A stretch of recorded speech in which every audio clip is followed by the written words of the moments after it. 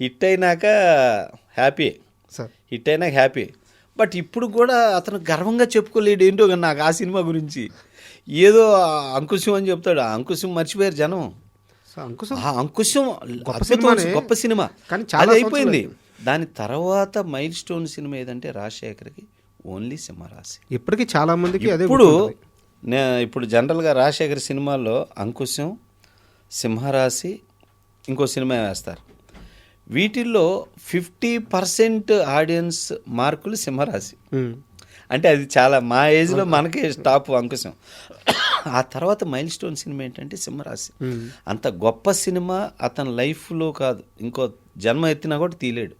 Sir అంత గొప్ప cinema సింహరాశి. అంటే ప్రతి యాక్టర్కి ఒక సినిమా ఒక సినిమా ఉంటుందండి మైల్ స్టోన్ సినిమా చెప్పుకునేవి.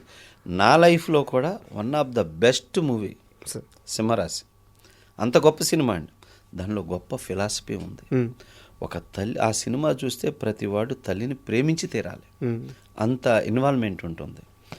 ఒక లైఫ్లో ఒక మనిషి నమ్ముకోవాల్సింది ఇది అని బతికి ఒక ఫిలాసఫికల్ క్యారెక్టరైజేషన్ అద్భుతం. అవును.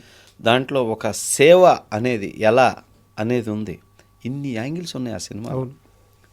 అట్లా చేస్తే నాకు ఎక్కువ పబ్లిక్ నుంచి వచ్చిన అప్రియేషన్